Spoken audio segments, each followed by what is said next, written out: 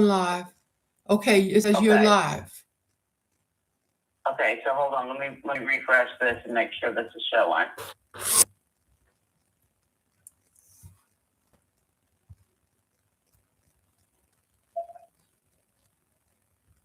We live. Okay. All right. Yeah, we talking on camera. Okay. All right, I'm gonna put the first question up there for just a second. Okay. Are we live now? We are live right now. Okay. Hello, people. Hi, everybody.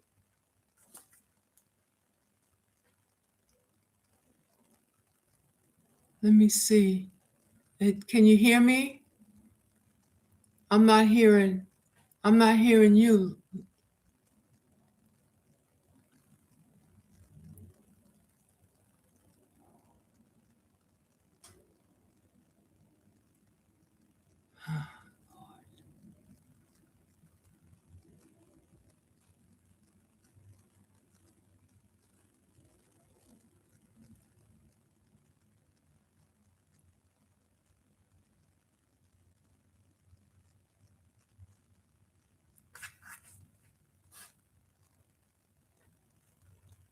Hello?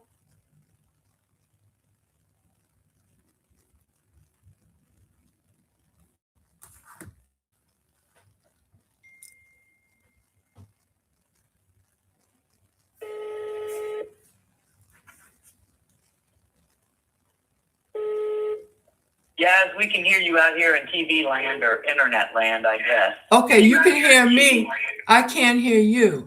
Oh, they can hear me. Okay, all right. So okay. They can hear you. Okay, all right. So okay. I'm ready. Your first question in just a second at the end, okay? All right. Bye.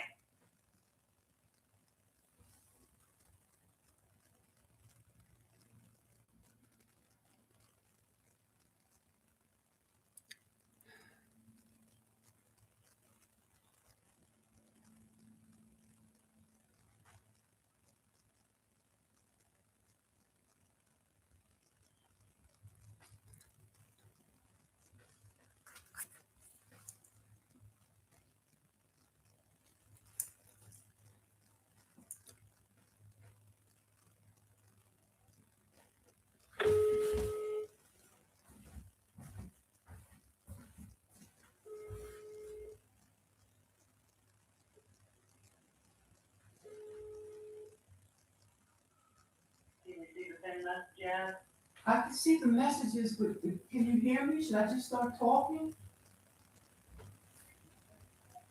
Yes, ma'am. But I can't hear you speaking on the computer, so I should just start answering the questions, right? Yes, that's correct. Okay, all right.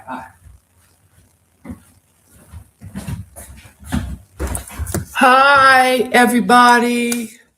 I want to thank everybody who have tuned in today and have been so supportive over the years. It's been a lot of years, and it's all coming together now, and it's possible because of all the support that I've gotten from all over the world. It's been very painful, and but also there's a sense of like the title of the documentary, Vindication. There's a sense of vindication because it supports the fact that that we were truthful, and our attempts to be truthful and fair, and that we were correct. And that's my primary purpose, was to vindicate my son's name and to have his name not shrouded in lies and distortions and misinformation, but that at least the truth surrounding his life and his death should be known to the people who loved him the most, and should not be left up to the people responsible for his death. So I want to thank everybody, and I hope that everybody feels, the people who have supported and believed that this was not an accident. I hope that you also feel vindicated. And I think that the title of the documentary really speaks for itself. Um, so let me start answering some of the questions.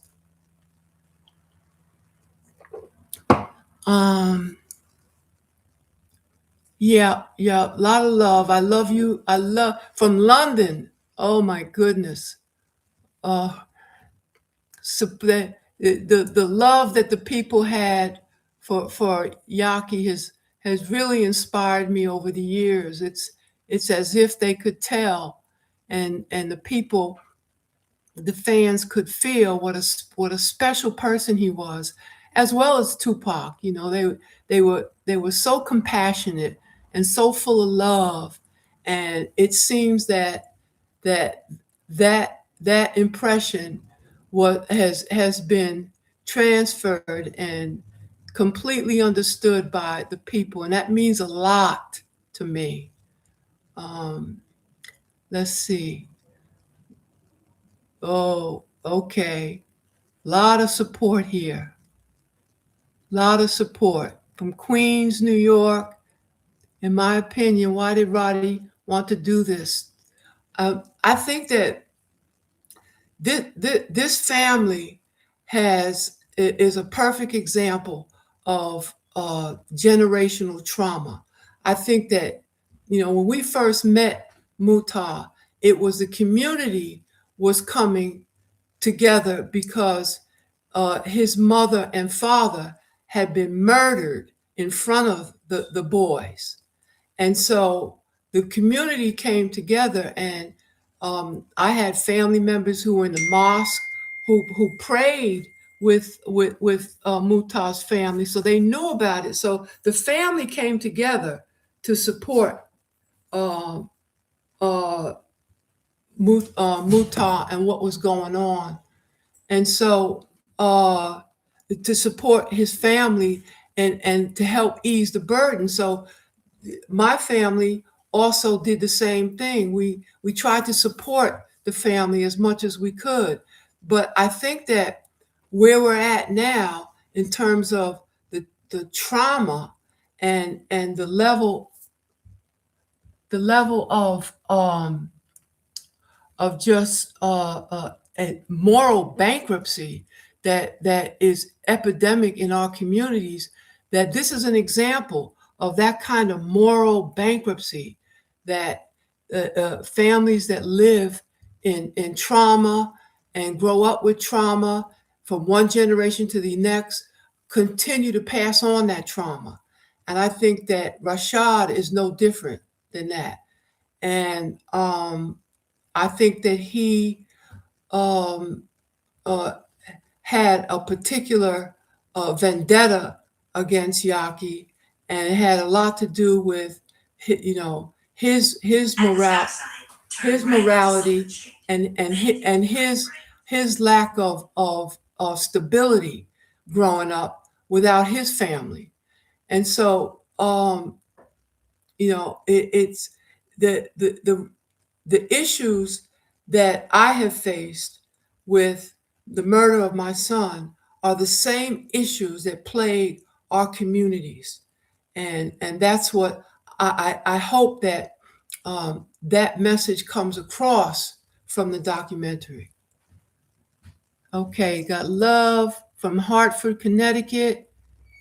Yaki, Pak, and Hussein. Yup, Fatal was a very special person, and he was authentic, and he was he was real, and he was the only one from that group that stood from day one and never went along with the accident version of things, and so I have a very special place in my heart for Fatal, and as I did when, you know, I took him and insisted that he come to see Tupac when Tupac was locked up, because I thought that Fatal could be an asset to the group, because I felt like the group needed, something a little bit more edgy than what they brought to the table with Tupac being locked up, and Fatal was already established. He was already his own brand, and Yaki and Fatal had a very special relationship from growing up in Montclair. Pac was a Muslim before he passed away. I think that Tupac's has had family that were Muslims, just like Yaki had family, that were Muslims, and so the tenets of Islam and the principles of Islam have always been a part of our family, but neither one of the boys made their shahada. But I think that Tupac, might have gone in that direction, but he also had a family that was connected religiously and spiritually to other religions, and same with Yaki. Perhaps he might have gone on to take his shahada, but he had not at the time of his death. From Syria, wow, shout out to Syria. No, Roddy never apologized to me. I haven't gotten any apologies from any member of that family, not one. It seems like a bit of jealousy as well, because why did he get the outlaw tattoo? Exactly. That's one of the most devastating of incidents of blood in my eye. It was for Muta to be in such denial around not even taking the time out to research the facts or see if there was anything else that he missed. For him to have taken absolutely no moral responsibility at Yaki's death, that he had some kind of a responsibility to at least say to his cousin, no, this is too much of a contradiction for you to get the tattoo outlaw on your arm. You killed one of the founding members, whether it was an accident or not. In Muta's viewpoint, he should have at least had just a baseline sense of right and wrong, that that just should not be allowed. And so it just boggled my mind that Muta had to be told, or the hypocrisy of the things that he's done has led to a lot of pain and anguish over the years, just by his refusal to hold himself or his cousin accountable. So share unreleased photos of Yaki every once in a while. That might be a possibility. When you hear crooked cops on YouTube lie about your son and slander your name, what do you have to say to them? Well, I think that my family and the history of my family speaks for itself in terms of what we have stood for over the years. The Essex County prosecutors clearly dropped the ball in this investigation, and I believe it has a lot to do with the fact that my family has been has had a tradition of standing up for human rights and for actively of fighting against the brutality and the inequities that have gone on in America and committed for generations to dominate and humiliate and subjugate our community. So I think that the prosecutor's office lack of integrity in pursuing an investigation, a proper investigation, and charge Rashad with homicide had a lot to do with, our family and the act of not and the act of murder that was committed against Tupac. I think that they neglected to carry out their responsibilities, and because it was easier for them and to say, oh well, it's just another black on black crime, and they really had no desire to deliver any kind of moral justice or legal justice to our family. So that was difficult because the prosecutors all stated that they believed that this was a murder. I mean, they would always confide in me, that this was no accident. And the reports, if you read the book, and the contradictions in Rashad's statement that he gave to the police, and the contradictions in the medical examiner's report that stated that the gun was put to Yaki's face because of the stippling found on his face. Completely contradicted Rashad's version. So I felt that Muta had a responsibility to at least examine those facts. And this is not an attack on Muta. This is a response to Muta's selective morality and refusal to even conduct an independent investigation of his own and to present his own facts, as opposed to just relying on what his cousin told him happened. No, Yaki never told me what he saw in Vegas, and there wasn't enough time for that. Okay. It was very hectic from the day Tupac was shot until the day Yaki was shot. It was very hectic. But he did confide in me that he wanted to step outside of the rap game, which I supported. At this point, I didn't want my child participating in a genre, that had just murdered his son, his brother, and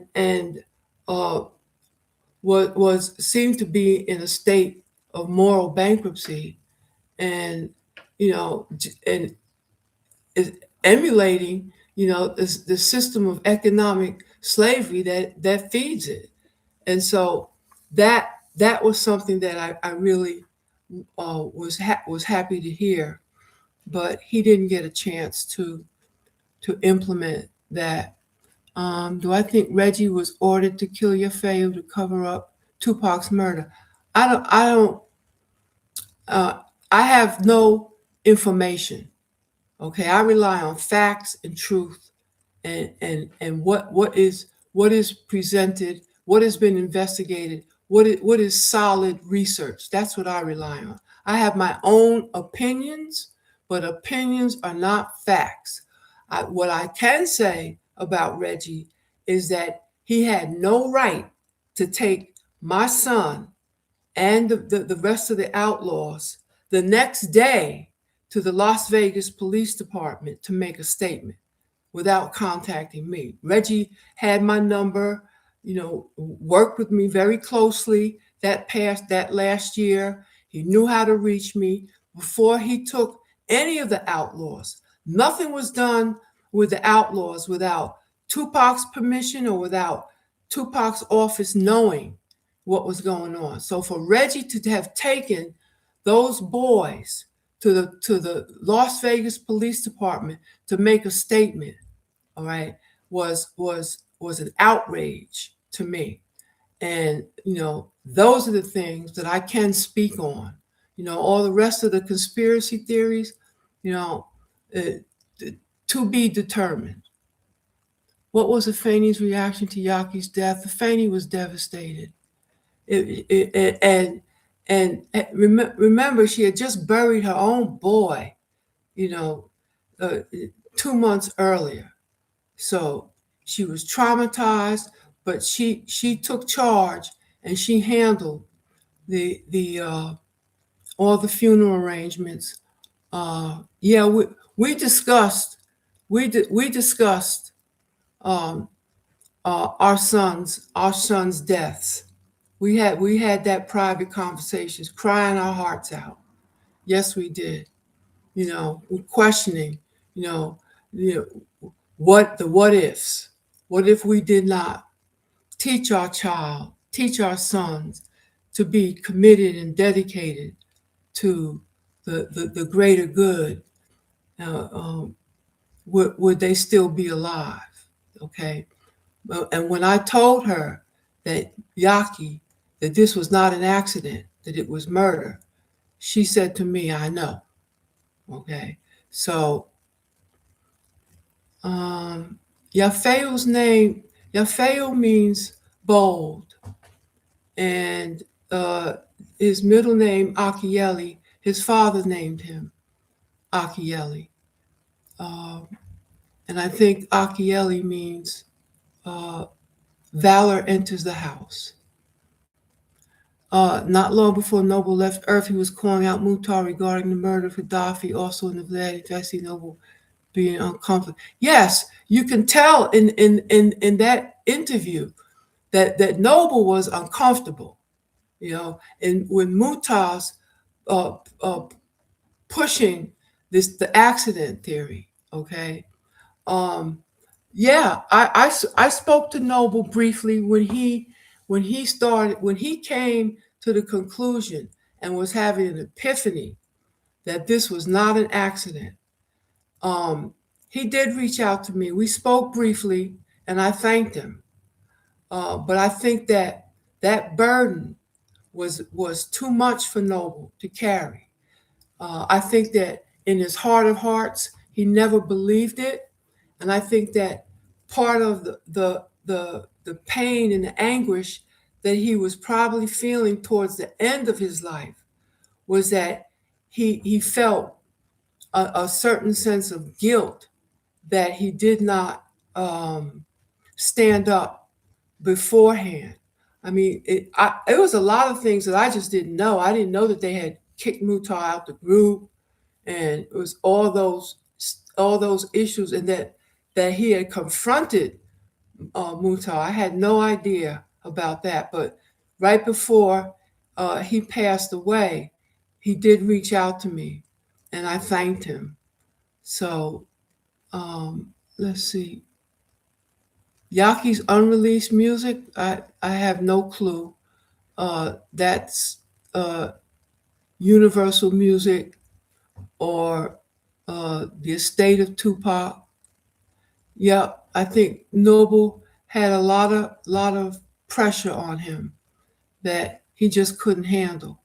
He was a very sensitive guy, and I wish that he had, after Tupac, that he had gone on to pursue a different career, all right? Because some of them were not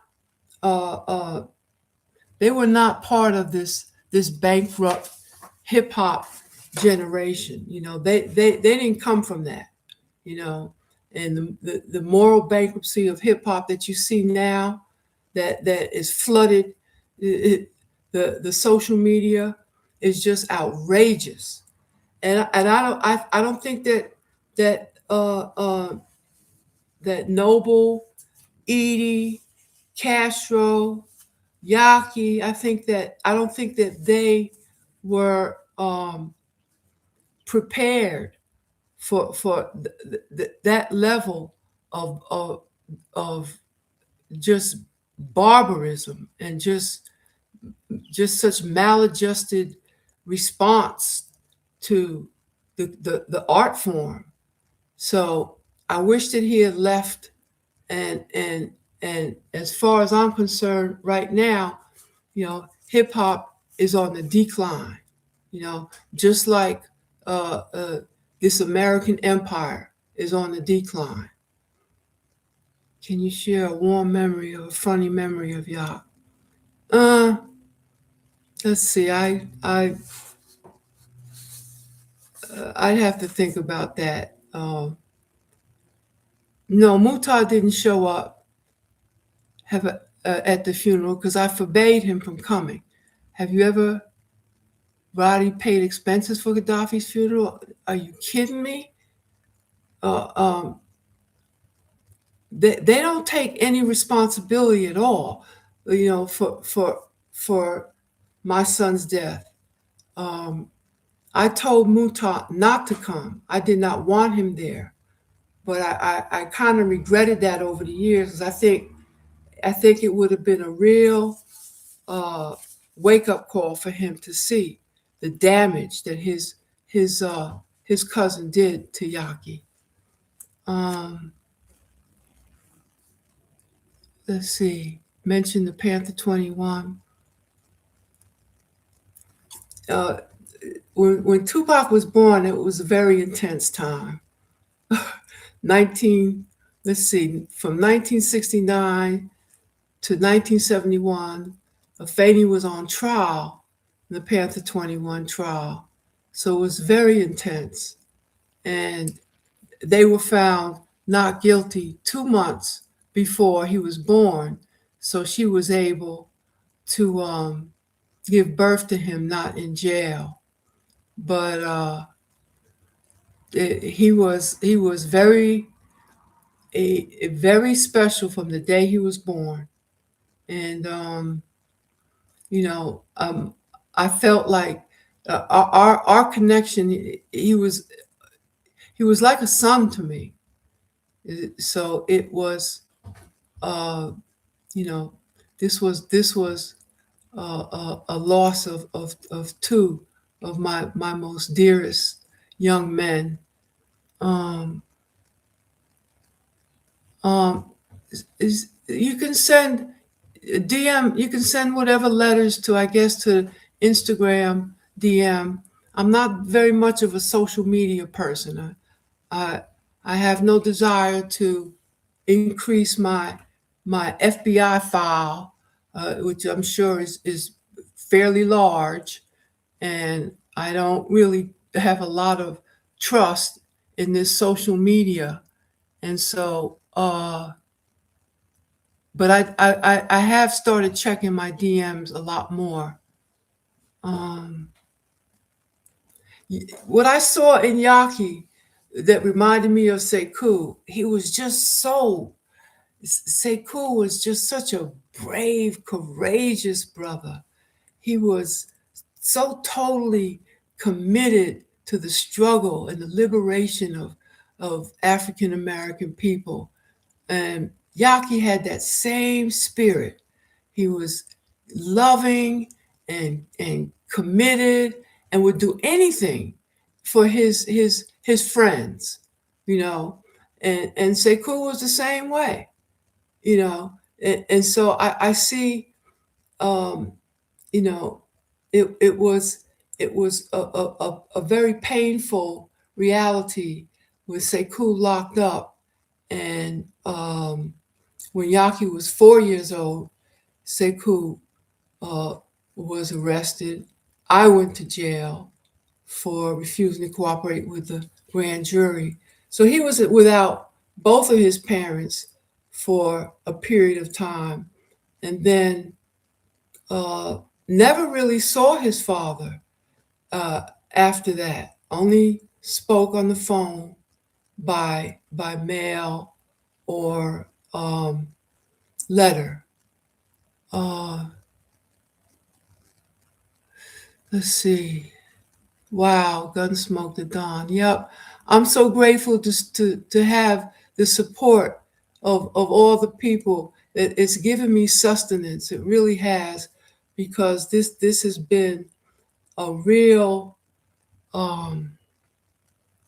it's caused me a lot of anguish to have to address the issue and prove to the world that Yaki was murdered, and to have to read the reports and go through the toxicology reports, and to go through the autopsy reports, so that I can present that information to uh, uh, to the world. It's been very debilitating, but I truly do get my sustenance from the people, and so let's see what else. What else can I? Not a Vlad interview. No, I don't do Vlad or Art of the Dialogue. I don't. I'd much rather do it. I don't like their journalistic skills. I don't like the fact that they pay people for their opinions, and they conduct no research of their own.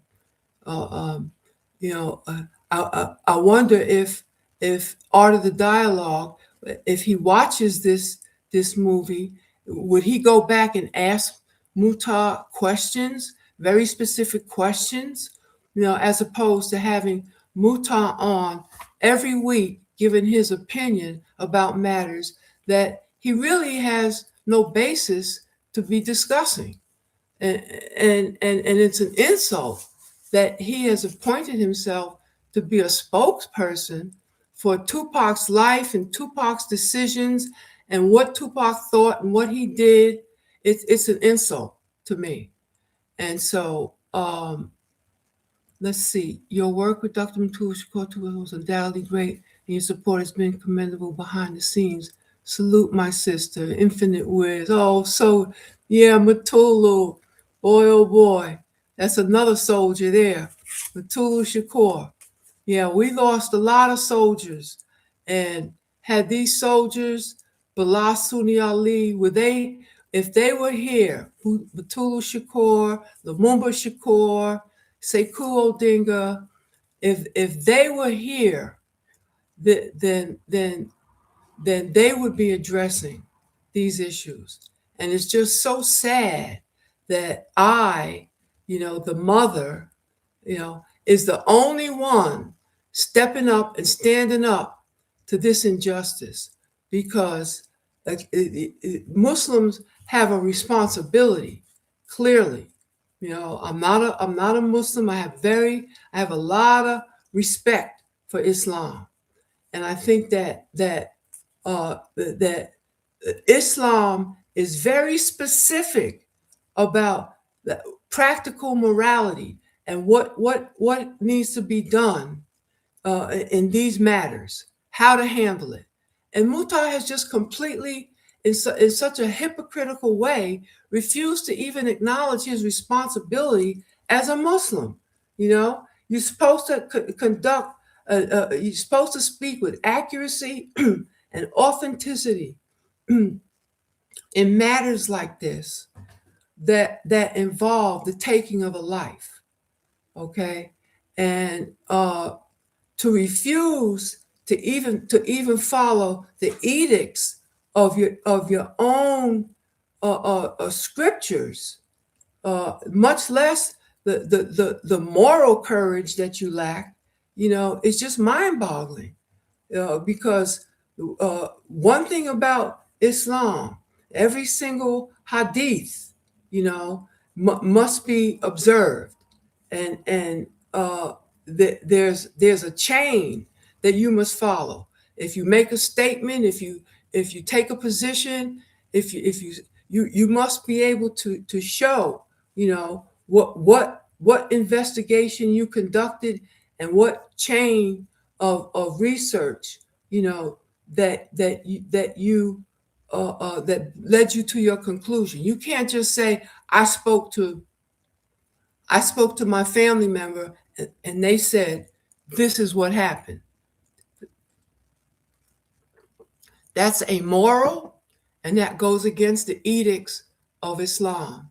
And all that I am asking is that Muta, since he has appointed himself to be the spokesperson of his cousin, I would much rather deal with Rashad and question him, but he's also very arrogant and very intimidating, and so it's not something that I look forward to do under the present conditions.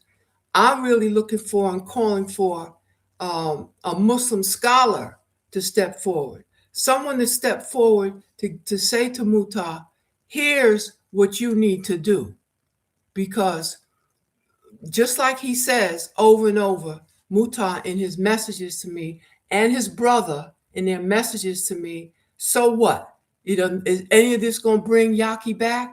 I mean, they're so disrespectful and so deluded and disconnected from the real nature, of a religion that is a civilizer. I mean, Islam is a civilized religion that covers every aspect of living.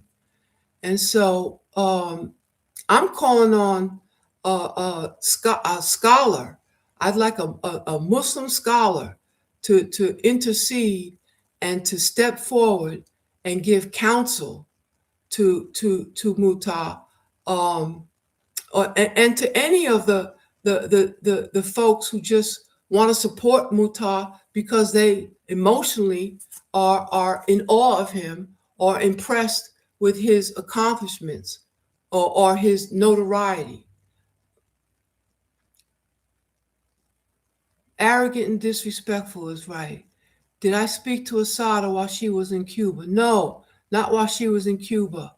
While she was free in the United States, most definitely. We worked on her case. Afeni and I worked on her case with her aunt, Evelyn Williams. We worked on all of her cases. And we proved that she was found, we proved her in her cases, they accused her of bank robbery and all this and that, all these different charges that they claim was the reason they were hunting her. So when they finally captured her, shot her and captured her, they charged her with all these outstanding bank robbery and so she went through a barrage of trials and was found not guilty in every trial. And so therefore, the position that Asada held was that they had no business hunting her down because she was not guilty. So then the only charges she was doing time for when she was liberated by Sekou and some other brothers, the only charge that she was found guilty of was the actual arrest and the shooting on the New Jersey Turnpike. Okay, Miss Fula done 18 months for not snitching nearly as much time as Yak murderer. Crazy. Love. That's a good point. Did 18 did more time than the actual murderer, right? She passed on my birthday. Okay. How are you in set relationship? We good. You good. I have a lot of respect for Set and what she's accomplished. And she's still, fighting with the estate, battling with the estate. And so I'm supportive of her fight, and I think that she's done an admirable job in carrying on the tradition and the name of the family.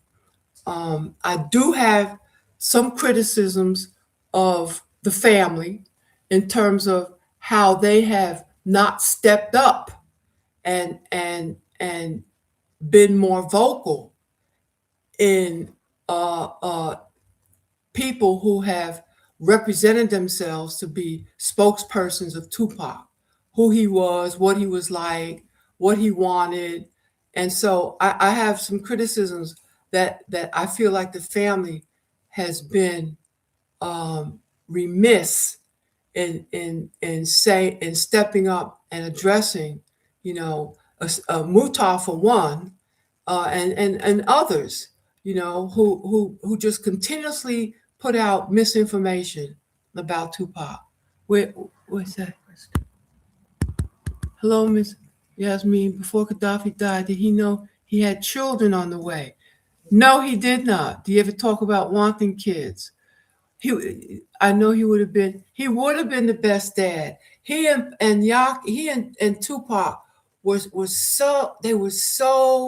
they had such a relationship with kids. Um and I know they would have been great fathers. He didn't know he had kids on the way. The grandchildren were born. My granddaughters were born in one was born in July of 1997, and Valencia was born in April of 1997. Niaja was born in July of 1997. Yaki was murdered in November of 1996.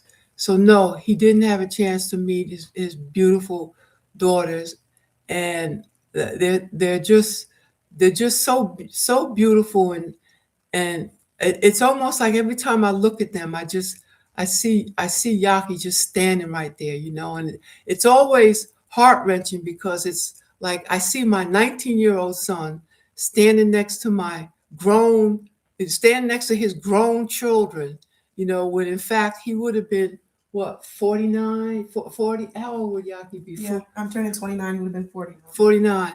And I have his daughter is here with me, Niaja. I asked her to send a shout out to everybody. Did you not? Did you speak to them? I spoke to them on the video, the actual video. You spoke on the actual video. Oh, okay. She sends a shout out. I think you should send another shout out to the people. They would love that. Um, uh, yeah, it's crazy that Fanny gave Tom the estate, but she probably didn't know he would be. I think that there was a lot of things that are going to come out about that, you know, because it just doesn't. I can never see my sister just turning that. It just boggled my mind that she would do that, and I think that it deserves more scrutiny. And hopefully the truth about that will come out in the future. Do you ever talk about wanting kids? I know he would.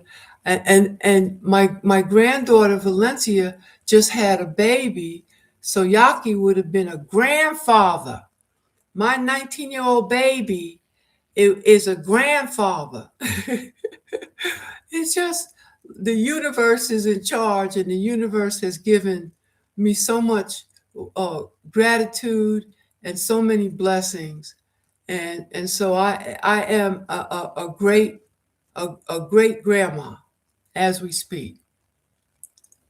Yeah, yes, Yaki, she's here. I'm trying to get her to send a little message. I don't know. My sister's on. She's here too. Oh, Valencia's on too. What is her? So the people know. Now, what are your names so the people will know? You know. Kay Parkes, we love you, Kay Parkes. I love you too, baby, for being so supportive over the years. Divine wisdom, salute. I get kind of ruffled when you guys call me queen. I'm not a queen. There are queens, out there that are part of this story, but I'm just a soldier. Let's see what it. The great granddaughter looks just like your baby Yaki, right? You said Janice start over. Okay, someone that has seen the baby. Niaja and Valencia. That's right. That's their names. That's their names. It means so much for you guys to speak to know that they're here and to even send shout outs to them because Yaki lives. He lives. You know, he lives in your hearts. He lives in their hearts.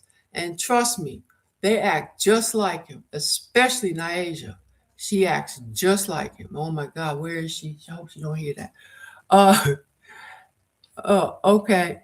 Okay, where it says Niaja is here, and her name shows in blue. Okay, great.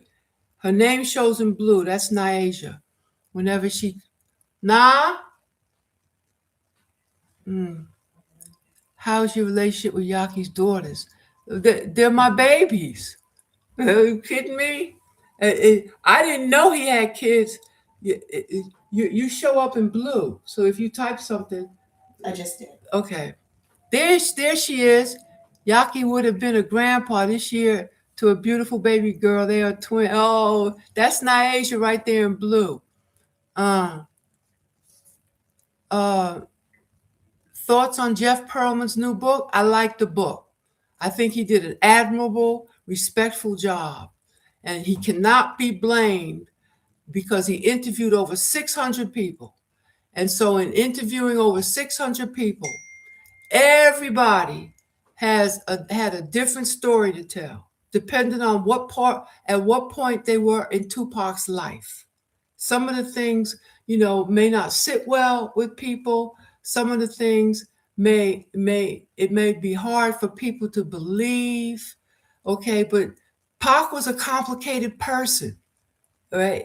And he was an honest person, and so a good journalist reports and covers the story of what his research has led, what truths he's been led to, and so I think that Jeff did a fabulous job, and he did it out of respect and love for Tupac, and I think that that too many of us fall into this hero worship.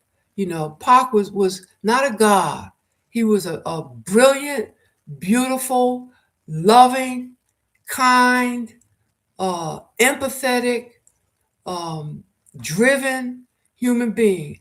And he lived his life to the fullest. And his primary, the essence which made him so special was that he had so much love, and he was taught to have so much love and respect for the people. And so that's what made him special. And that's what oftentimes caused him to make a lot of mistakes. And so here we go. A lot of respect for your father. Oh, that's nice. Oh, that's Zach. He's sending you a message now. Thank you guys. We appreciate all the love. Oh, that's right. They can hear you. That's right. Thoughts on Haitian Jack? I don't think about Haitian Jack. I think I think Pac was set up in that situation. I think he made a lot of mistakes and disregarded the advice that he was getting about the company he was keeping. All right. And I think that the setup was put in motion by those very people, that his inner circle of people. Because mind you now, nobody else was charged in that situation other than Tupac. Although the young lady testified that there were other people that assaulted her, but only Tupac was charged. Tupac said everything I want to say about the system. Now, what am I doing here? I'm trying to make it. Here, I'm using this. I have to use a mouse, you guys, because I'm from the old school. Let's see. There we go. There we go. My granddaughter just fixed it for me. Oh, I'm so glad you came by. Now, Yaki is loved all over the world. I've tattooed his name along with Pac. Thank you for everything you've done in your lives. You, Afeni Sekou, Asada, and many others. Oh, bless you, baby. Thank you. I ever wanted to say about the system and the state of Black America, and I agree about the hero worship point, which is why we should shine a light on his messages to harm him. There you go. What were some of Yaki's favorite things to do? Get in trouble. That's what he did, mostly. Yeah. Mischief. Thoughts on Dear Mama docuseries? I think it was really very well done. But I think that, it's a long story, my opinion of that. And I ended up having to sue them because they used my photographs without my permission, although they were negotiating with me to use them. And then they just disappeared from the negotiations and then used them anyway. So I think I think it was very well done. A couple of minor things here and there that I disagreed with, truths that were distorted, but for the most part, I thought it was very informative. I got a Mama Outlaw tattoo, and if so, was Yaki and Pac present when you had it inked? A Mama Outlaw. Where's my Mama Outlaw tattoo? Is this what he's talking about now? Yeah. The cross with Pac. Don't make sure because that covers. Don't take it off. Oh, no, they were not present. Nope, I didn't get the tattoos till after they passed. Nope, never stayed in touch with Asada after her exile. Asada, whoa, boy, it's a beautiful soul. Blessed to have had the opportunity to be in her presence. Crooksy was a force. Her and Yaki have a struggle. No, Yaki didn't know Crooksy. But Pac knew Crooksy. Crooksy took care of Pac and Afeni. And she adored Tupac.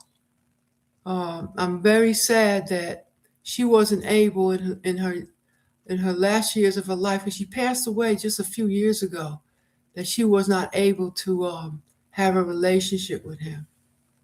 Thoughts on Outlaw saying Pac was staying on death row and others saying he was leaving. Pac staying on death row. Pac was loyal. He was going to stay on death row until he fulfilled his contract with Suge, because he was loyal to Suge. And after he fulfilled his contract, he was going to move on. But I think he probably would have always had some kind of business dealing with Suge on some level, but not on the death row label. Yep, I've been in touch with Storm over the years. Not recently, but yes, I have stayed in touch with Storm. Who named Kadafi's daughters? Their moms. They have Jamila is Niaja's mom, lives in Montclair, and Tracy Robinson is Valencia's mom.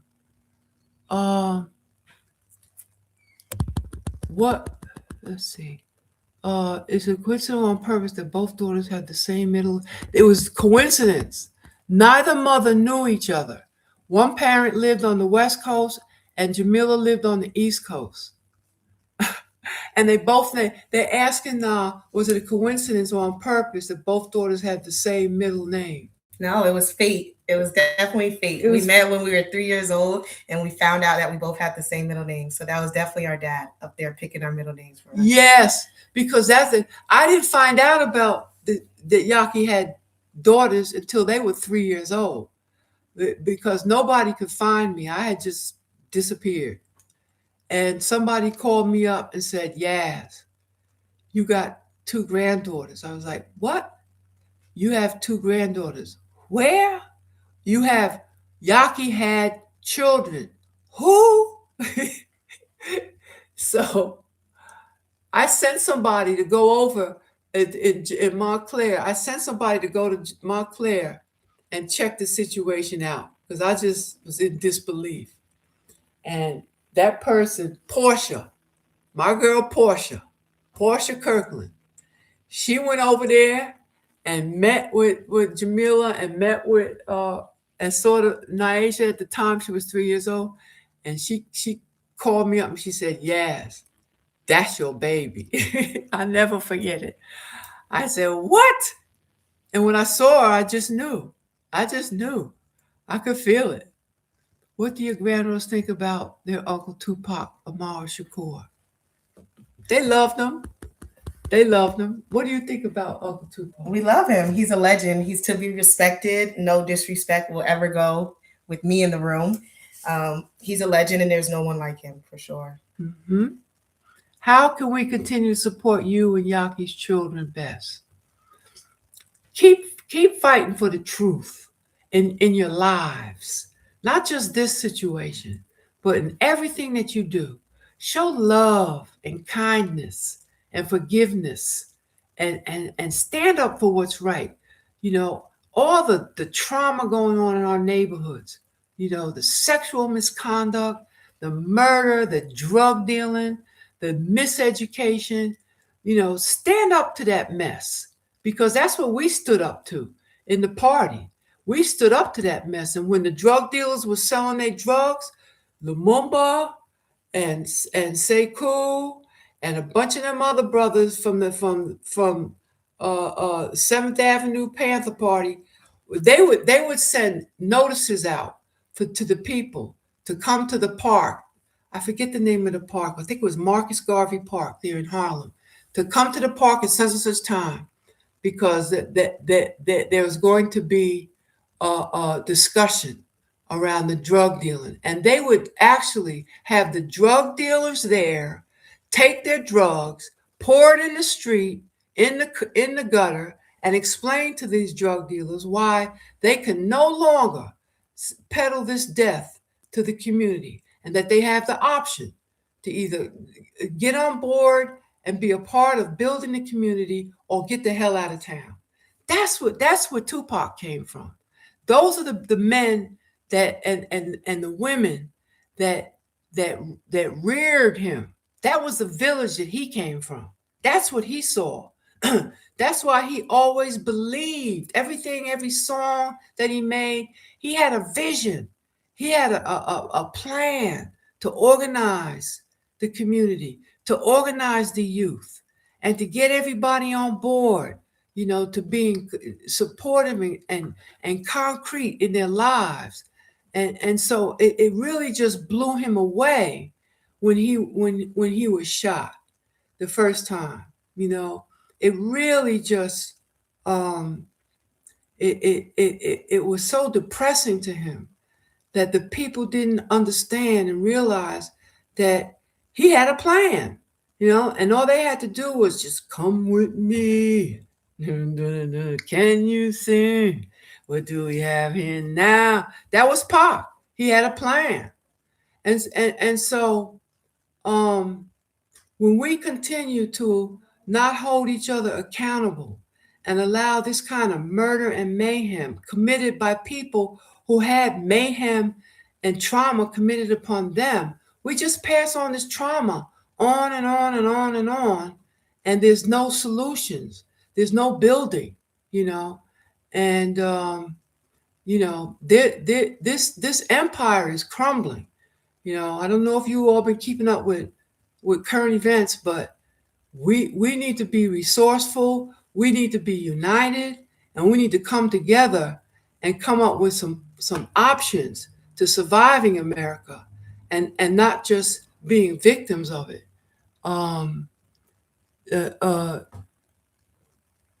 Let's see, what else am I reading here? Both daughters have the same middle name. Yep, they sure do. How do I do this, baby? I'm trying to. Oh, okay. I gotta keep. Do you have any ashes of Tupac? No ashes of Tupac. The ashes are buried in Afeni's home. Can you share a fond memory of Yaki's personality? He was just very, um, he was just very confident in what he was doing, whether it was wrong or bad, or he was very confident in his activities and his actions and the plans for his future. I used to have this discussion with Tupac when he was young. I used to encourage him, baby, you could be anything you want. You could go to school. You could be a lawyer. You could be a physicist. You could do anything that you want. You know, and he was adamant that he's not going to college. That uh, he's going to enter into at that time hip hop was just emerging, and he said that's where he was going to make his money, and that's from there he was going to empower himself, empower his family, and build a a foundation that was independent and secure, and so they were all just very confident in who they were, and that comes from the tradition that they were raised in. A tradition of support and love and commitment to one goal. That's right. They were Panther babies before they were superstars and rap stars. They were Black Panthers. And just how we were raised, me and my sister, we got told about unity and being Black and being proud and being educated before we got told anything about music and anything about the extra stuff, the stuff that came after. Yeah, and that's what has to be passed on. We have to get back to the traditions and the customs that have been stolen, that have been suppressed in the community, and start understanding the true dynamic history of African American people, and then you'll know. Then you'll know. Once you can learn your history and your traditions, then we can come together. But we need a complete 100-degree change in the mindset right now. Any more projects coming up? Yep, I got a couple projects coming up. Nothing, trying to depart from all of this pain and anguish. Little exploring a little animation, something, but we'll see.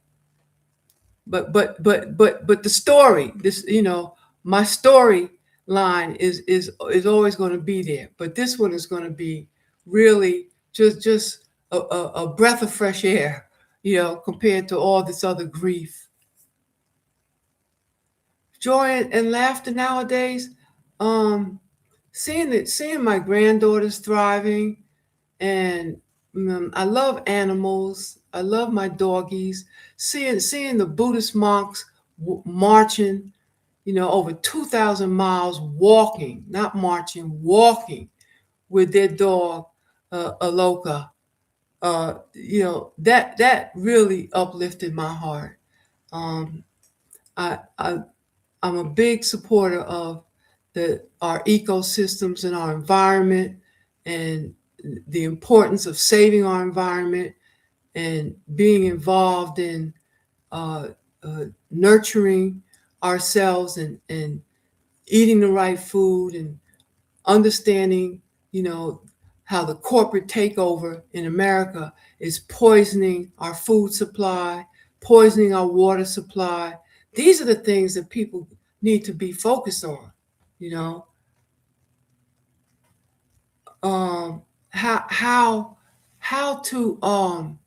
how we can unite together, to save our planet, because America is just being sold off to the highest bidder, and it's a reason why people are sick. Everybody's sick. Everybody has some kind of issue, some kind of health issue, some cancer, and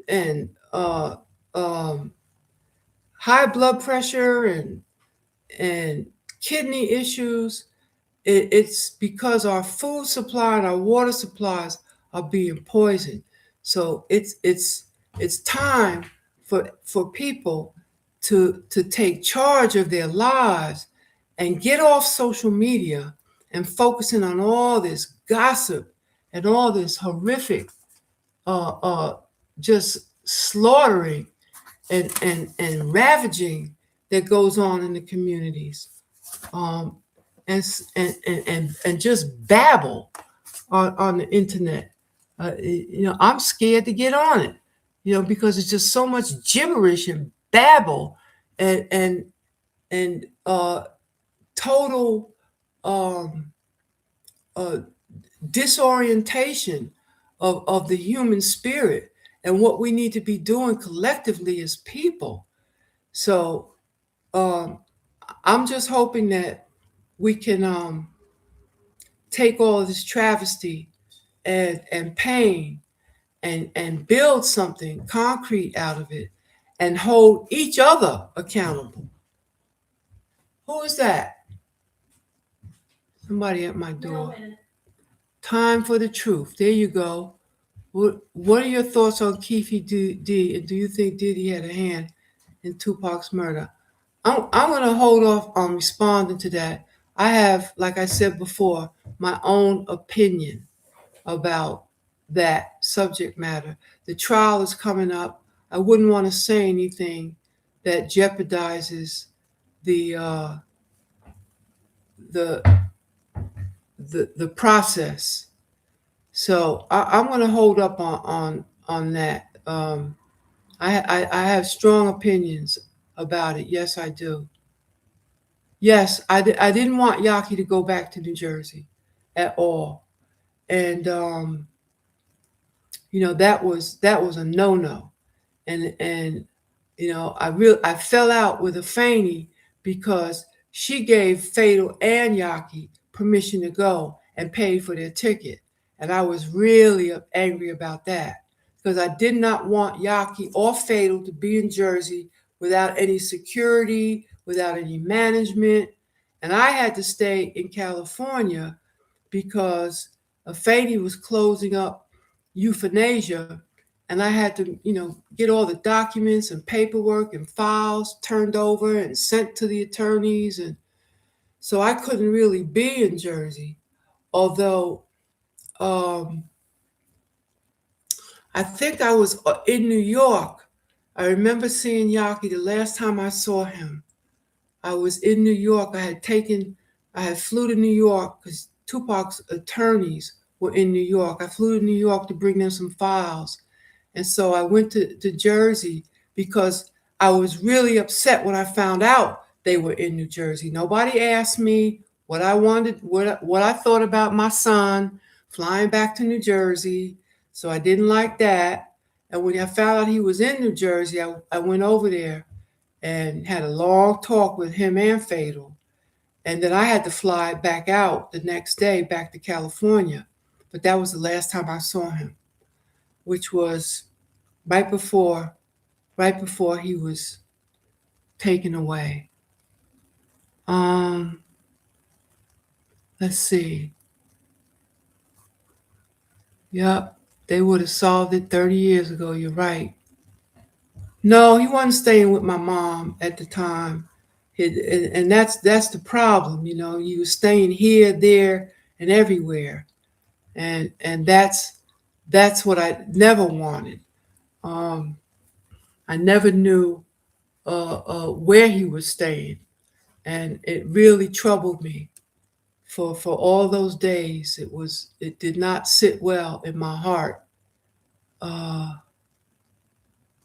Let's see what else. Oh, I would have loved to know Yaki. I could see how much of a special person he was. He was special. He was very special. Reggie Wright and Suge. I think I spoke about that. Why did Charles Fuller and Pac fall out? It's a lot of stuff, and Man had been through a lot with Tupac. So, I mean, you couldn't have been, if you were close with Pac and been with him for any number of years, sooner or later, there was going to be some episodes or some issue or something going on. you know, so I don't really know what those issues were, but I know that Man was a good guy. What were some foods Yaki liked? What's some of the foods Yaki liked? Nah. No, I wasn't there. Oh, that's right. He liked junk food. That's what he ate. I seen a picture of him one time eating a box of Cheez-Its, and I thought that was so funny because I love Cheez-Its, and that is like such a go-to snack for me. So the fact that my dad loved that and I also love that is so funny to me. But he definitely was a snacker, right? Yeah, he was. No healthy stuff like grandma. Yeah, I was very healthy. They ate good when they did eat my meals. I feel like Yaki was too famous to go back. I felt like he was just too vulnerable, because there were a lot of haters in New Jersey. And just like it points out in the documentary, that's exactly what a lot of the so-called friends and acquaintances were very happy to see that they were back there with them, and um and not pursuing success because of pure envy, pure jealousy, and pure envy, which is rampant in the hood. So I didn't want him back there for a lot of reasons. And he knew it too, which is why he wore his vest all the time. And Rashad knew Yaki wore his vest, which is why he shot him in the face, because he knew that Yaki had his vest on when he was shot. So, that photo? What's that? He says a photo with you and a hat in it. What photo is that? Oh, sure. I don't know what photo it is. I always see a photo of you and Tupac. He was wearing a hat. Can we get a story on that photo? Which photo is that? I'm asking my granddaughter. Reggie Wright Al say it. Reggie Wright Al say it? I don't know what that means. I shouldn't have asked. I'm thinking sorry. this one maybe. He's wearing a hat in that one. Is that where he's holding up the Tupacalypse Now? I'm not sure which photo you're talking about. The Tupac is me, Yaki, and Tupac. Oh, the one where he's sitting between your legs when he was young. Oh, yeah. We were at a birthday party. One of the little friends from Bronx Legal Services was having a birthday party. Yaki even had on a birthday hat, I think. Yeah, it was in the Bronx, up there on Sedgwick Avenue. Yeah. Sedgwick Avenue, yeah. Bronx in the house. Live from London. Holla. Yeah, look at London. Love. Oh, thank you so much. I got a question, Grandma. Okay. You take so many photos. You've always taken photos from when I was young, and I know my dad has a million photos that you've taken of him and Pac. Right. Why was it so important of you to take photos? I fancied myself to be a photographer. I really did. I had dreams of one day making that my profession. I mean, even in high school days, I had a little Polaroid, and in college days, I had my little. I think in the college days is when I started getting introduced to the 35 millimeter camera, because I went to school in upper peninsula of Michigan.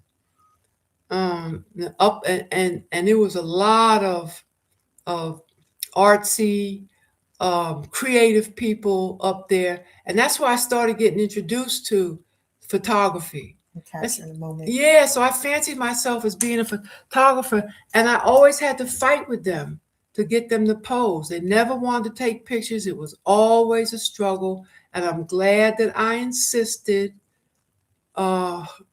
because you guys would not have the photos that you have now had I not insisted, because you could even tell and you look in their faces. They were complaining a lot of times.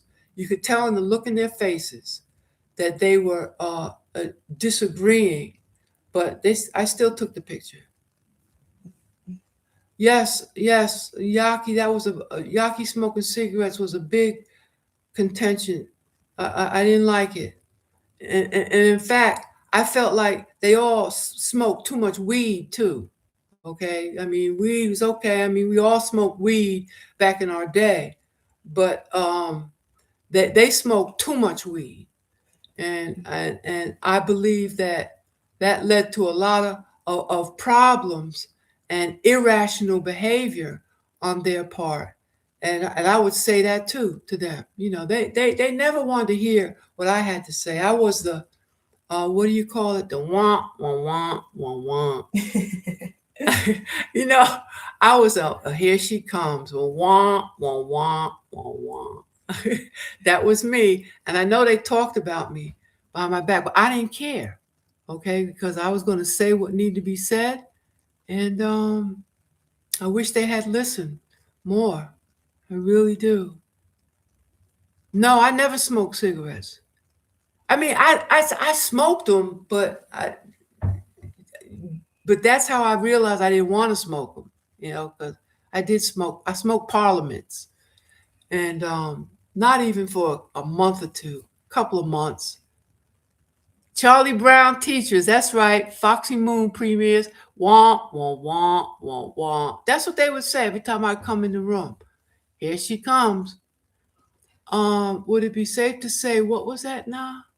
Would it be safe to say, I can't get back up there.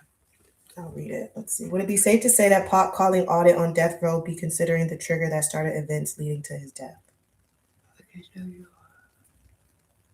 Would it be safe to say what now? That Pac calling audit on death row would be considered the trigger that started events leading to his death. I think there was a series of events that led up to that. That was just one of many. I think that I mean, Suge blocked all of that, so it's not like the audit or the paperwork was being turned over, or even in the process of being turned over. I mean, it was not forthcoming, and so but he had to know. Tupac had to know that here's what's going on with your business, okay?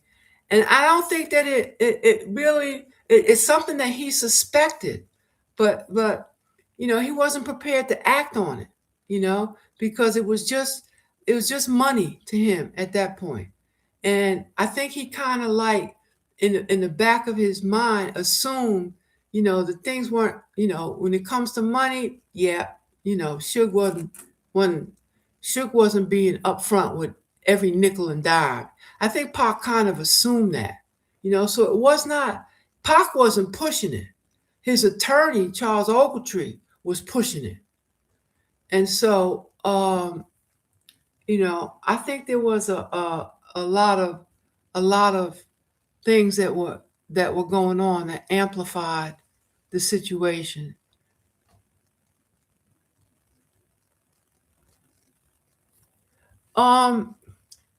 It's. I don't think that Afeni and I, we were always going to be comrades. There was always going to be a respect there. But I had to, after Yaki passed, I had to sue the estate. Nobody was coming to me and saying, "Here, Yas, here's your son's royalties. Okay, here's what you're entitled to." And so there was a certain amount. There was a bit of a strain there, but I stand on the principle. I mean, we ended up settling, but we didn't have any. It wasn't a situation like when we weren't speaking.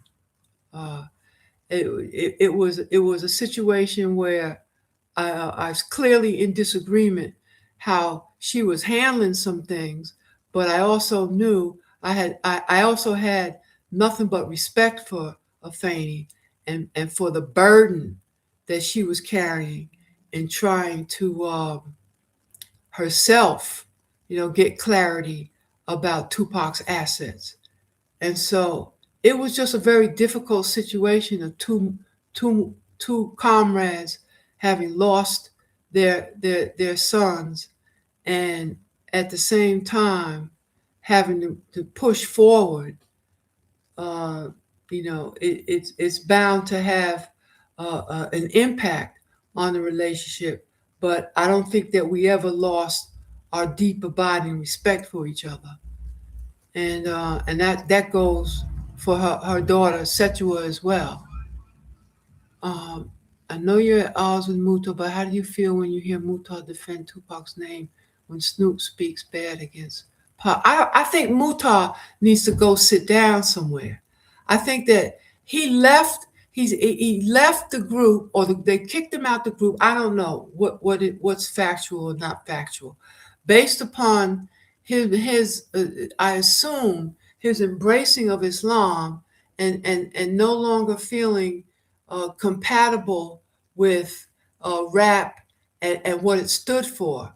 So if you left the group and left the genre, why are you now inserting yourself as a spokesperson about the events that transpired 30 years ago? I don't understand that. And especially in light of the fact that your family member who you brought to Yaki, you introduced him to Yaki. Okay, your family member, murdered Tupac's brother.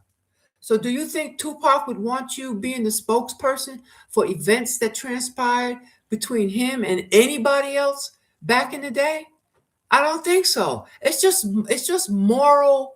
It's just a moral compass that I feel is not being adhered to, and it's just so infuriating, to be so maladjusted that you can't understand, how insulting that is, for you to continue to insert yourself as a spokesperson for the family member, all right, that was the brother to the person that was murdered by your cousin, all right, um and most of the statements that are made are just delusional. They're fabricated, and it's just a fabricated sense of self that Mutar seems to have, based on this delusional framework of who he is. Everybody had respect for him to step off and decide to move on to do other things with his life. Everybody had a respect for that. So now you're going to step back into the fold and proclaim yourself to be a good Muslim, and but yet participate in this irrational cover up. At some point you have to deal with rationality. It just doesn't make sense.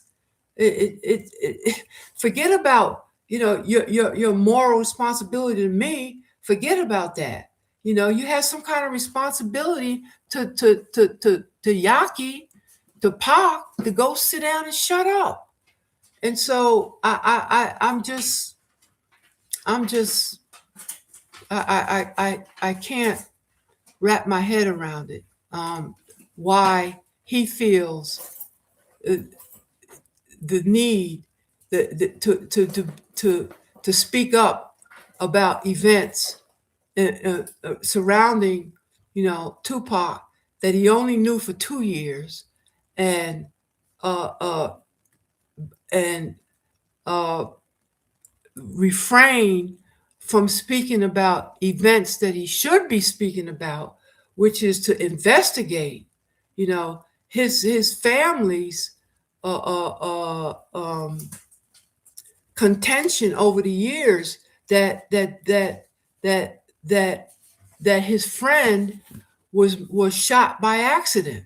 Don't you even care to know what the truth is? Don't you even care to know how your friend, who is responsible for any of the success that you're enjoying today, don't you care that that friend should have the honor of the truth to surround him, and to be known to all the people that loved him? Don't you care about that? I mean, you know, it just boggles my mind. That's why I'm calling on some kind of a scholar, an Islamic scholar, to step in here, because I'm tired of being insulted by Mutar and his brother Mumin. I'm tired of being insulted by them. I'm tired uh, of of feeling as though I'm denying him his right to have an opinion. So I'm calling on, there to be some kind of intervention, to an impartial intervention, to set this record straight, because Mutar is never, Mumin is never, Rashad is never. They're never going to say, well, you know what? Let's look at the evidence. Let's look at the proof. Let's look at your proof, Yaasmyn, which is what I've called upon them. I said, here's my proof. I have it. Where's your proof? Okay. They're never going to concede that there might be something going on that's amiss, that they may have been misled by their cousin who lied to everybody. Okay. But for some reason they choose to believe that he's not going to lie to them. So I want to step out of it, and I want an impartial, fact-finding panel of people to look at this information and to come to a conclusion. Mutar can be a part of it or not a part. He can continue to wallow in their ignorance. At this point, I don't care. What I've done and by doing this documentary is that I have vindicated my son. And I have vindicated the truth. And that, yes, it has proven that everybody, that all my statements and all my positions is been truthful and honorable and correct. And there's nothing more to prove. Yaki's been absolved. And for them to not understand how important it is for my son to be buried with the truth, the truth doesn't seem to matter to them. And so I think that that's a glaring indictment against them for not saying, well, you know what? Let's just let's see what information and evidence you have. Let me take a second look at that. They don't want to know. Mutar even said in the documentary he does not want to believe that this was not an accident. Okay, and so that's what's going on. And so let's see, I believe he clings to the narrative because it allows him to stay in the public eye with a clean right. Yep. Because once they embrace any factual, I mean, there's so many lies that were told. I mean, to embrace just one of the lies and to say, wow, I didn't know that, is an indictment against them, because there were so many lies, that Rashad told. How are you going to threaten to kill someone? All right, come kill them, shoot them. All right, and then claim that the gun belonged to Yafeu. Run from the scene with the gun, throw the gun away. Okay, and call back to the young lady's apartment and ask where she lived because he's coming over. All right. just a clear indictment against this dude. And truth is important to me. It's important to my family. It's important to our movement and to our communities, to our neighborhoods. It's important to our future that we embrace the truth and we hold each other accountable when we do something wrong. And so, if that wasn't his gun, why did he take a plea to manslaughter and possession of a gun? If that wasn't his gun, okay? Because remember, that's what he was saying. He's his police statement, for those of you that have the book, in his police statement, he stated that it was Yaki's gun. Yaki pulled out the gun and he started handling the gun. Okay. So that's what makes me wonder, well, what are they covering up? Is this just a cover up because they don't want to believe that Rashad could have lied to them over these years? Or is it a bigger conspiracy? I don't know. I don't know to what extent. I have a Freedom of Information document from the FBI where the detective was being interviewed by the FBI and stated that the detective stated that this was a hit. The names are redacted and there's no names. I can't follow it up with anyone. But it's part of the research that I've done and the Freedom of Information Act of documents that were released. And it's a detective in the Orange Police Department where the crime was committed, having a conversation with the FBI, and the FBI is reporting the conversation where the detective is stating that this was clearly a hit, as if they have other information that they don't want to reveal. So I don't know what the facts are about the conspiracy, but I want to know, and as long as it's covered up and we don't sift through it and demand the truth from Rashad, were you paid to shoot Yafeu? Were you paid? Were you approached by anyone to shoot Yafeu? Okay. Why is Muta slandering Yaki's name by talking about that they pop pills? Why? How does that factor in to your responsibility to seek out the truth and to probe the truth to find out what happened? So it's just been a campaign of cover up, and which is why I did the book, The Homicide of Yafeu, and I put all those reports in the book, including the toxicology report, where the toxicologists found no drugs, nothing in Yaki's system. Okay, so I'm coming with the facts. What are you coming with, Muta, Mumin, and Rashad? What are you coming with besides cover up and lies?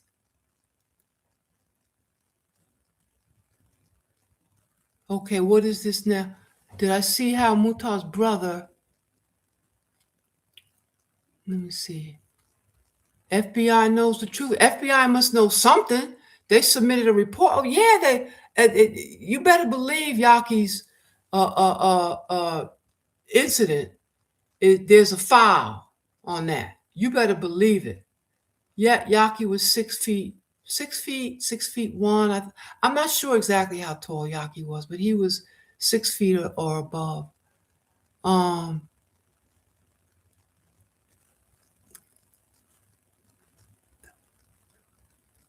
Yep. Traumatizing. Can't put nothing past these devils, man. Right is right and wrong is wrong. Glad you haven't backed down. That's right. I think Noble knew what happened because he pressed more. He sure did. I don't know I just saw on YouTube, the conversation, the text messages that Noble sent to Napoleon, that I didn't know that they had really exchanged some disagreement, and Noble pressed him and said in that exchange, I just saw it, somebody just sent it to me. He said, you owe Yaasmyn an apology because your cousin murdered Yaki. I was like, whoa, boy. That was, I can imagine why Noble was so depressed, because I know Noble loved Yaki. And you see in the interviews in the documentary how it was so disjointed to watch Noble and even Edie, though I don't know what Edie's thoughts are on the matter, but you could see from Noble that he was disturbed at Mutah's comments. Okay. And the fact that Mutah has felt an imperative to just slander Yaki over the years, to just talk about him. Mumin has got the nerve to say things like, that Yaki introduced Rashad to selling drugs. Give me a break. Yaki don't have no convictions for drug selling. That's all Rashad's convictions are, all drug sales. That's why he's doing 36 years at the federal institution for selling fentanyl that resulted in the deaths of 2 people. Okay, 36 years. And so it's like deflection. It's like you gotta attack Yaki to keep the attention off of the real history and the real offenders and the real culprits. But I just expected more from Mutah. All right, I expected him to exercise a little bit more morality and integrity, and I've just been disappointed. Al G. Did I know Al G from Montclair? I met him once or twice. I know Yaki knew him very well. He was Biggie homeboy, and he did Fatal Scene in the Total Remix. Biggie seen Fatal at Al G funeral. Oh, I don't know about all that, but I know who Al G is. Another victim of the streets. Yep, it's all wrong. Edie has ended up to his eyes with it. It's just this cult, this personality cult, of supporting, anything that has to do with making money. As long as you're making money, then you're accepted. No matter what it is that you're doing to make the money, and that's the ghetto life. That's what the ghetto does. It creates these psycho monsters who just prey on all life, and that's what we have here. These are people who are traumatized, who have had trauma passed upon them from generations, who did not have the security and the love, growing up in homes, with that were balanced and secure, and it's just generational trauma that has been passed upon them, and then and that trauma just removes any kind of empathy, and value, an understanding of the value of all life, and we just producing cold-blooded killers, on drugs, and they're just, socially engineered by this dog-eat-dog system this dominant U.S. culture, that teaches the ethic of just capitalism as long as you're making money, and that's why hip hop, has become so destructive, So, uh, you know, you know, I resent the fact of people that commit these acts in our communities and then go to jail and become Muslims. Okay, without any accountability, without any standing up, and admitting their guilt. They just go to jail, they commit all this murder and mayhem, and they go to jail, and now they're Muslims, so that they're untouchable because they're Muslims. Because now this is between them and Allah. That's not Islam. Okay, the prerequisite for Malcolm said the prerequisite for changing your life is understanding and admitting what it means to be guilty. You got to admit that stuff first, okay, before you can talk about, oh, he's a changed person, he's just trying to take care of his kids now. Okay, that's bullshit. And so we got to start demanding, that the accountability, doesn't come because you're now praying 5 times a day. Okay, that doesn't relieve you of the accountability, and the destruction that you left behind out in the streets.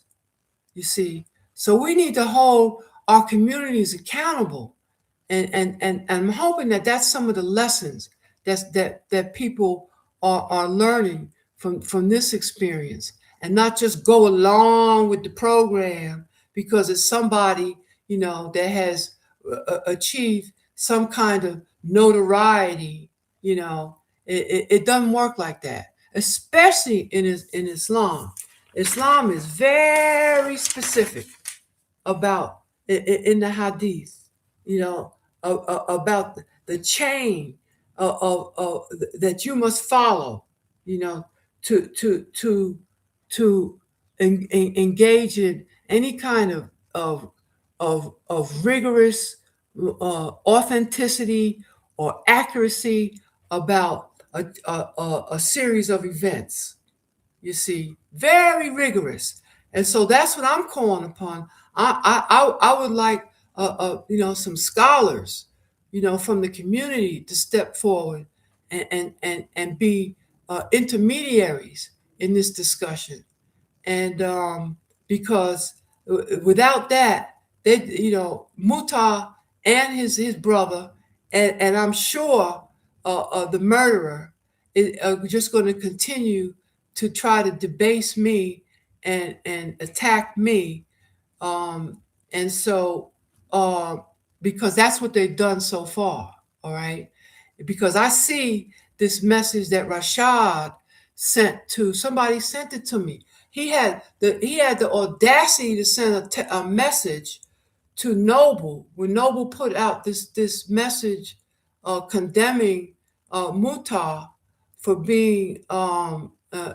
for pushing the murder, the accident conspiracy.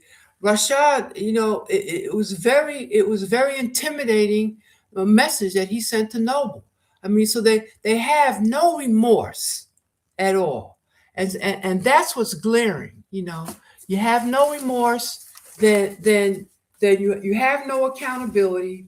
So you're just another destructive force in the community that that is being approved, through this so-called selective gangsterism that the neighborhoods and the hip hop communities employ. Um, you know, you know, but I just I'm just calling upon people to be witnesses for the truth, and if you're a believer, then you're commanded, according to the Quran, you're commanded to stand up, for justice, and when you don't do that, you brought shame upon Islam. I mean, I know these things because I have read it. I have a great amount of respect for Islam and what is and the capacity to civilize and to turn people's lives around if they practice it according to the scripture, not according to some uh, uh, uh, uh, false interpretation that's convenient for them, to make them, feel better about the atrocities that they've committed in the communities. So yeah, it's I don't think about Suge. He got what his hand called for. You know, I don't think about Suge and anything that he says. I look at it, with a jaded eye. You know, um, let's see. Yeah, an apology ain't enough at this point.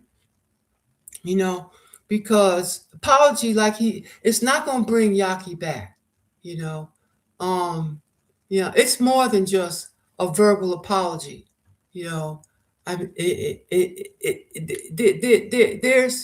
there's something deep down in here that needs to be addressed. I think that Muta and his family probably need to agree to some kind of therapy because they seem to have trauma psychosis, from what they've been through. And you know, it's more than just what it means to me. I mean, they all have children. Their children deserve to have fathers and mothers in their lives, that are coherent, and want the best for their children. You see, and I don't see how they can, functionally, provide stable environments for their children behaving, in this very blurred way of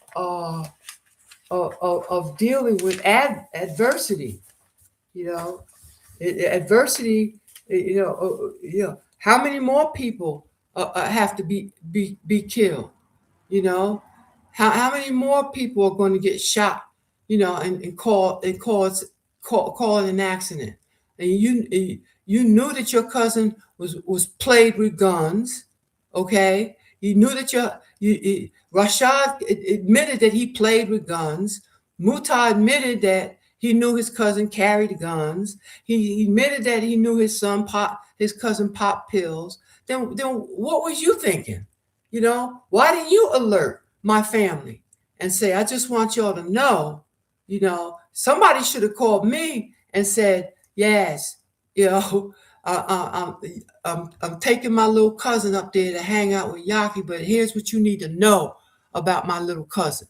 Something, some kind of responsibility somewhere, all you can do, you can't admit to any wrongdoing, but you got everything to say about you a Tupac spokesperson.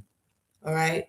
So yeah, it's too much contradictions at this point to just get an apology, but I think that, I'm glad that you guys watched it, and I'm hoping that you guys watch it some more or pass it on, um, so that we can gain as much insight as we need to, because we know that this whole Western system, is killing all of us. The domination and economic slavery that we go through, and exploitation, and the prisons, and the racism, and the police brutality. So we got to come together and identify what it is that we're going to do to survive this madness. But I'm not going to change my perspective. Your friend is murdered. You introduce the murderer, to your friend. He's murdered, and then you call it an accident, and you support the accident theory. As far as I'm concerned, you a snake. You see, and so I'm on the one hand, I'm very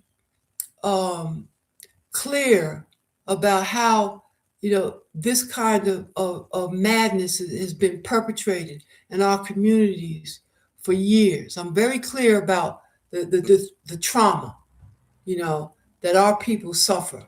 Okay, but I have no patience with disloyalty and betrayal. I have no patience at all, and that's all I see now is disloyalty.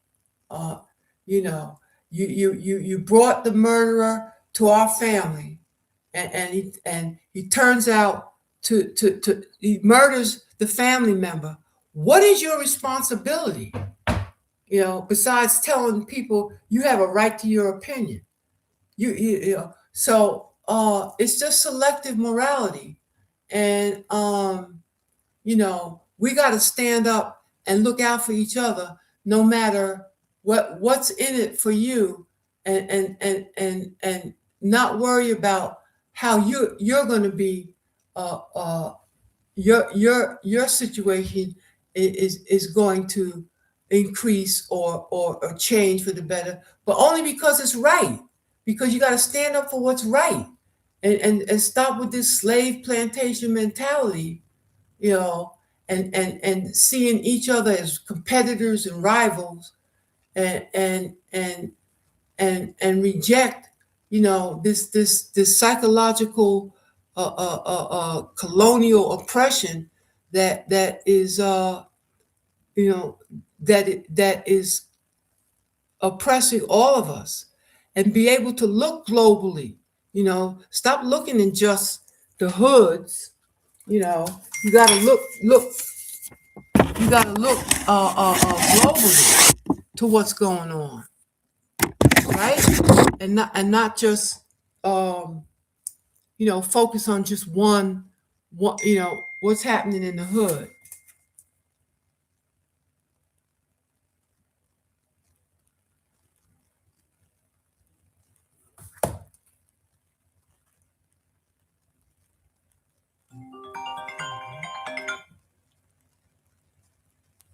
I did. I covered it back. Make sure, cover the camera. Okay, bye.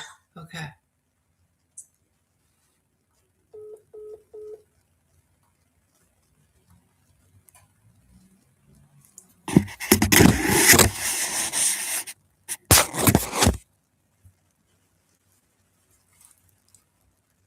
Why did he have his own movie?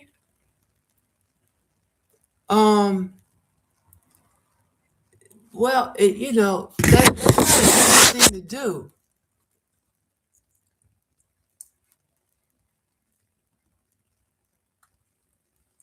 Having your own movie, that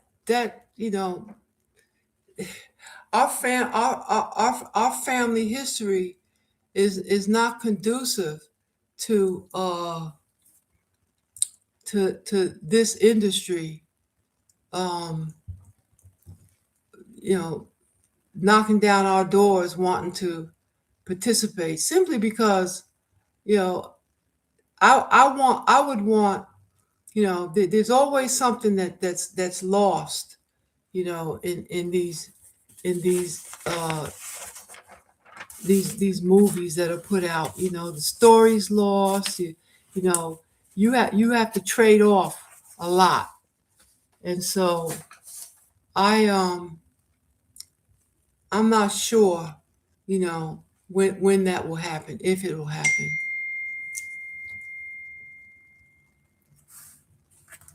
Um,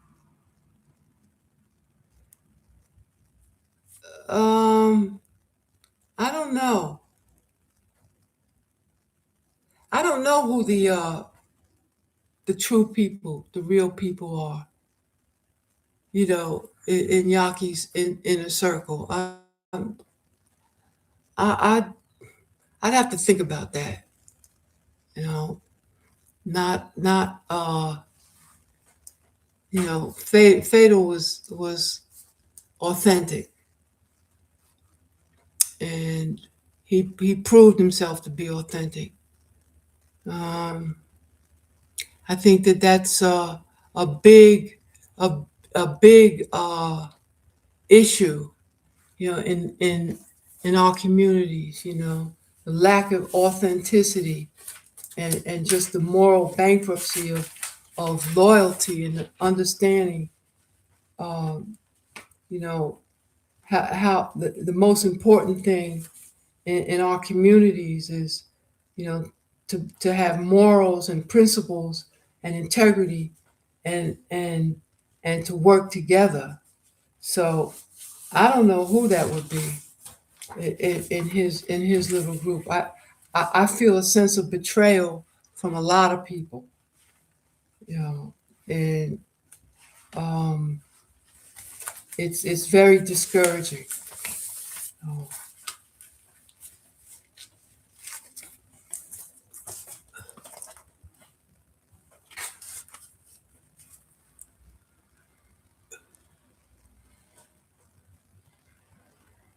Who was the best partner? Oh, I'm not going to answer that. That's ridiculous. Who was the best partner? Was the weapon ever seized by the police? Nope, they never found the weapon. Can a closed homicide case be reopened? No. He's already been tried. He can't be retried for the same charges. Um, that's not going to happen. I'm not interested in movies at this point. Yeah, the industry is just as difficult and oppressive as the dominant culture.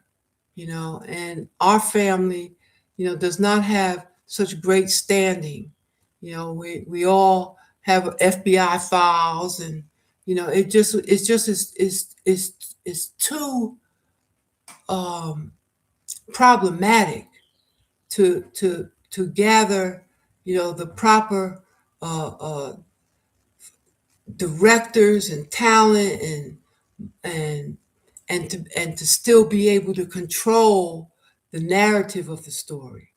You see, so because Hollywood wants to tell their version of the truth, and that's it it it it's done, to make money, not to give an accurate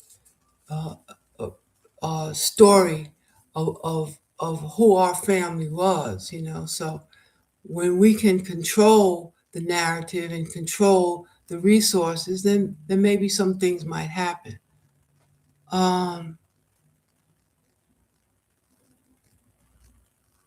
you remember what Tupac's screenplay, Live to Tell, was about? Yep, I remember it. I typed it up for him when he was in prison. When I would come visit him, he would give me drafts. I'd take it home and type it and bring it back to him. Yep, I remember. Public interviews, maybe in the future. Who knows? How am I? I'm weary. But this documentary, it's revisiting a lot of anguish. But I have to do it, and I feel really, really vindicated to finally get it out, because I felt like I had not done justice for my son over all these years. I felt like, the lies were still being told. It was like burying him over again. over again, always burying him over again every time something was said about it. And so I feel good, and I feel a sense of relief, especially knowing that you young people and the fans and the supporters have the truth now, at your disposal. So it's not just something that you speculated or you thought, because I've also had to realize over the years how much turmoil, the people that cared about Yaki have been in. And so this documentary is dedicated to you too. And it's going to be it's like a big relief to know that the truth has been put out there. But let's see. Oh, Kadafi, yeah, the CD. I love the CD too. Oh, wow, that's my favorite Yaki CD. Oh, you're welcome, you guys. You're welcome. Thank you for joining, showing so much love and interest. Yep, I believe he's not forgotten. That's what keeps me going, is um that you guys keep his spirit and his memory going. Um, Favorite song by Yaki? Yeah, my favorite song by Yaki is the one "Running," where he says, "There's nothing on my mind but getting in some trouble. And if I die, bury me a G, open casket on them bastards so they all remember me." That's my favorite line for Yaki. Yeah, he read books. He liked to read. Uh, Thank you for the condolences. Yep. If there is going to be a story told, I think it's best to release it on YouTube. I don't dealing with these corporate, these Netflix and the corporations. It really is draining for me. And you know, with all of their requirements and their the line that they want to push, and I like to have the control. I like to be able to tell the truth and to speak honestly and earnestly, no matter who it affects. So um,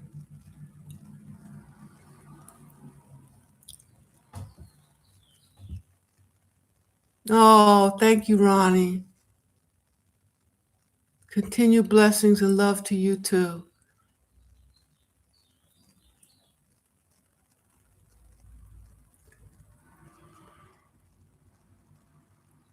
Yeah, I think that the glory days of hip hop are behind us. From what I see, it's just become a lot of debauchery. Whew, my God. It- Attacking each other's mothers. Whew, wow. Uh, it's it's debauchery.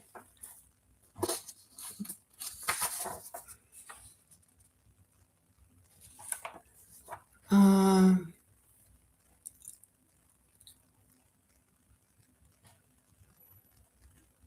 yeah,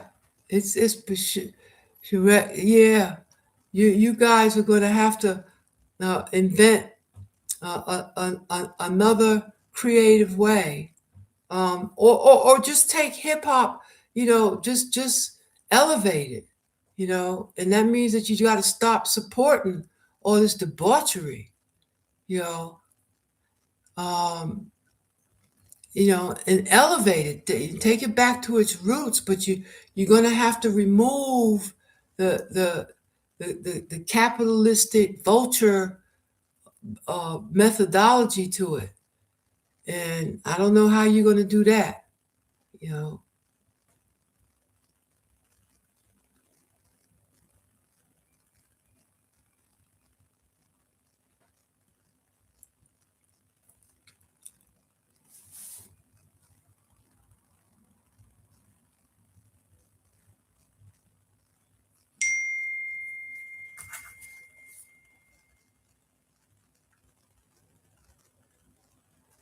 Okay, we're going to probably stop winding this down.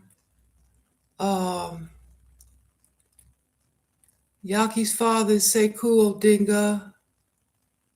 He passed away recently, a couple years ago, and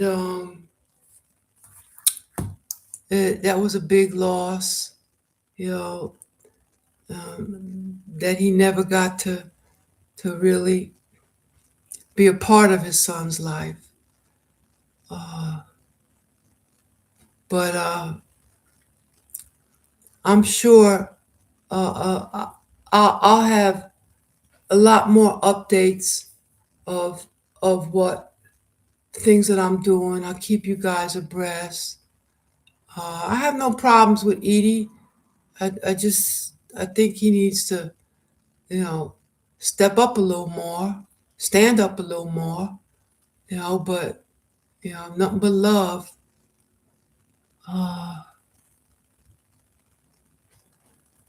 think that Sekou it was very guarded about the celebrity stuff with his son, and as he was with all celebrity, anything that has to do with the dominant, replicating anything from the dominant culture.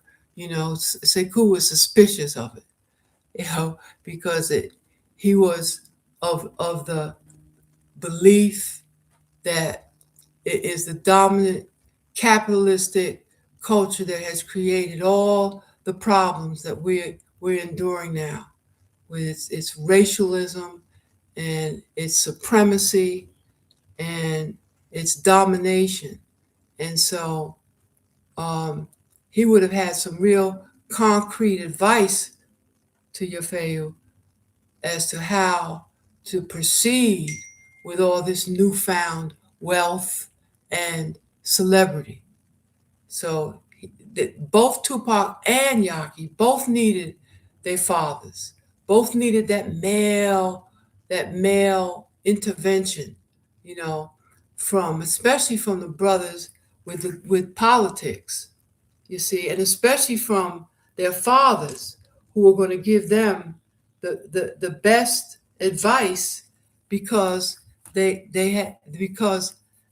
these were their sons, So that was a big void in both their lives, not having their fathers present, to guide them and to correct them and to lift them up, when they fell. So for all you fathers out there, your sons, your daughters, it's I don't care how many uncles there are or stepdaddies, okay? The bond and the relationship between a biological father and son, it cannot be replicated. And yes, there's plenty of stepdads and uncles that are doing a remarkable job in raising sons and daughters. But I truly believe, had Tupac had the benefit of having his father, who he knew was his father and loved him, and because he had a lot of male figures in his life that tried to be try to give fatherly advice and were, loving and kind, but it's a difference in the eyes of a male child when he knows that man, is going to tell him and give him advice and look out for him like no other man will. And so I believe, had both Yaki and Pac had they biological fathers involved in their life, that the outcomes of their lives would have been different.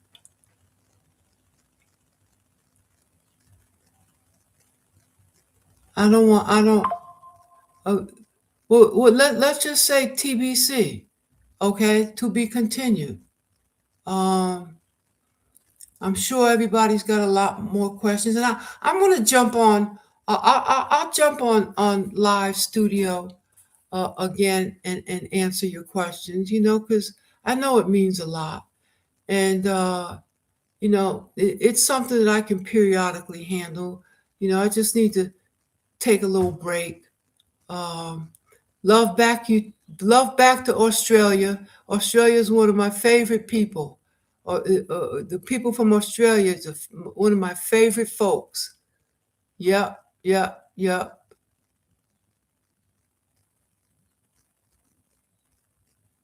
Okay. I'll stay strong. You guys stay strong too. I will do it again because I will let you know some of the things that I'm going to be doing. No, I haven't read Mo Peen's book. I wish him nothing but the best. He certainly does have a lot of stories to tell. Mo Preen was there, from way back, and I wish him nothing but success, and I'm sure it's going to be an interesting read. Yep, from their fathers being present, 100%. Yep, I'm here. Take love. So I'm here. I'm not going anywhere. Um, you guys inspire me, and give me the strength to go on. And it's always good to know that, I'm not alone in loving Yaki, and that he was loved all over the world, and and uh, and you guys have continued to hold him high for all these years. It's like you all really get it. You really saw, and were able to glean what a special guy he was. It's not just coming from his mother, but he was really he was special. And I've never separated him. From the day he was born, Pac's been in his life, and I've never separated them. And so it's difficult putting out any kind of video or movie because, if I include Tupac, then I have the estate coming down on me if I'm using any videos or music. Then the estate, I'll get a cease and desist notice. I've never been able to establish a working relationship with them. Come on, let's work together. And it's just disheartening. And so it's all good though.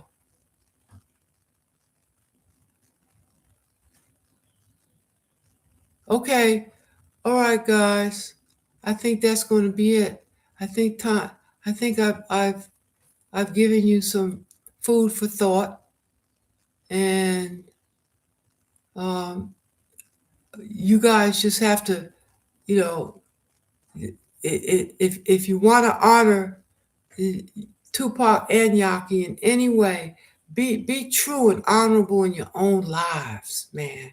That's what Tupac wanted more than anything. He wanted everybody to be able to uplift themselves and to live their lives with integrity, fearlessness, and proficiency. So that means that you have to practice critical thinking. Don't believe in what somebody tells you. Go do your own research, formulate your own opinions, and don't be afraid. You know, so it's all good, you guys. Hope that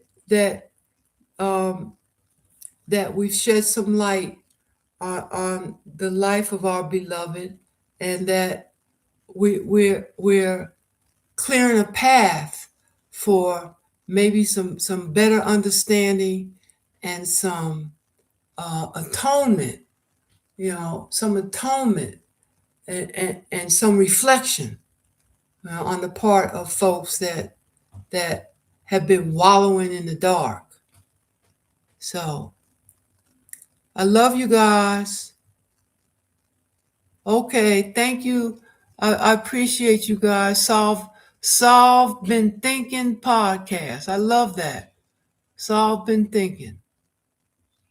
That's right. Put in the work, babies. Put in the work. That's right. Rest in peace, Yaki. Rest in peace. I know he's loving this. He's loving this. Yep, yep. I hope this is uplift all of your spirits. And that everybody can find some peace and some contentment, and that the universe is going to shine on you guys and continue to keep us on a path of growth and love and kindness. Thank you guys. Thank you. Yaki, Sekou, Matulu, Afeni, Asada, everybody, right? Yep, ready for the world. That's right. That's right. Go conquer the world, you guys.